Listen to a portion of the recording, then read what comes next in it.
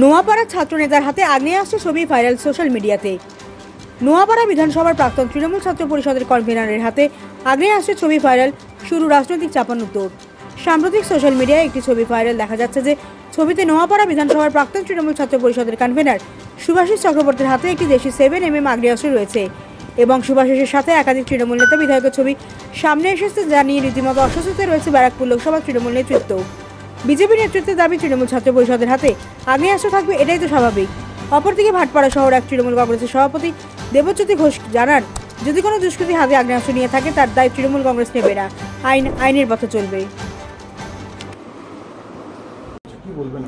কোনো ব্যাপার নেই তো। তৃণমূল ছাত্র পরিষদ তৃণমূল করলে আর্মস নেওয়ার অধিকার আছে। তৃণমূল করলে আর্মস নিয়ে করা অধিকার আছে। ছাড়ুন তো ছাত্র রাজনীতি। ছাত্ররা কোন কলেজে লেখাপড়া হচ্ছে, কোনো স্কুলে লেখাপড়া হচ্ছে? সব মিড ডে মিল চুরি করার ধরনের 1000 কোটি টাকা মিড ডে মিলে স্কেম আসছে। যে কোনো সময় আপনি দেখবেন এদের এগেনস্টে মামলা হচ্ছে। 1000 কোটি টাকা মিড ডে মিলের স্কেম। যত ছাত্র নেই তার থেকে বেশি মিড ডে মিল খাওয়া হচ্ছে। তাহলে এখন বর্তমানে আইনের শাসনের অবস্থা খুব খারাপ। আইনের শাসনই নেই। আইনের শাসন কোথায় আছে?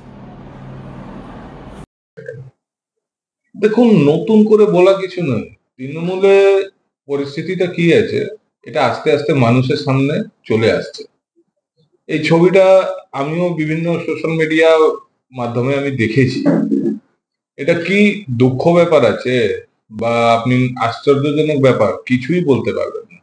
কালচারটাই তৃণমূল কংগ্রেসে ওইটাই আছে। যারা ক্রিমিনাল মেন্টালিটি লোক আছে তারাই কিন্তু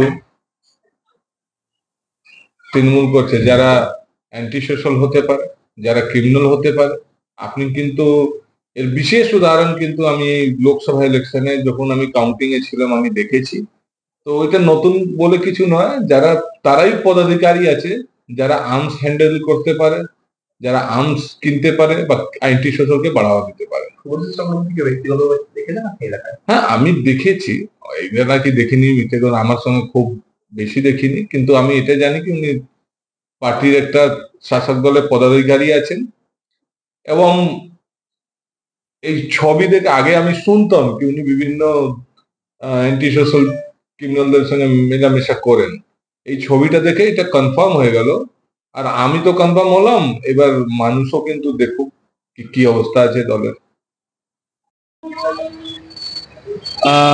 আমার অ্যাকচুয়ালি এর সম্বন্ধে কোনো ধারণা নেই, আমি জানিও না বিষয়টা, আপনাদের কাছ থেকে আমি শুনলাম। তৃণমূল ছাত্র পরিষদ করে বলে অভিযোগ। দেখুন, আমি 1998 সাল থেকে এখানে তৃণমূল করি, বা যদি বলেন তার আগের থেকে তৃণমূল, সেটা 93 সাল থেকে মমতা ব্যানার্জির সঙ্গে যুব কংগ্রেসটা করি। সুতরাং এখানে ছাত্র পরিষদ জানি না বাইরে কোথাও করে কিনা, কিন্তু আমি এই অঞ্চলে 2 বছর 2.5 বছর হয়ে গেল কাউন্সিলর। আমি এখানে ওকে কোনো রাজনৈতিক ভাবে আমার সঙ্গে কোনো যোগাযোগ নেই। আপনি আসলে দেখা গেছে পুলিশকে জানিয়েছেন? না, আমার এটা আমি তো বললাম আপনাদের কাছ থেকে আমি প্রথম জানলাম। আমি জানি না বিষয়টা সম্বন্ধে। আপনার নাম?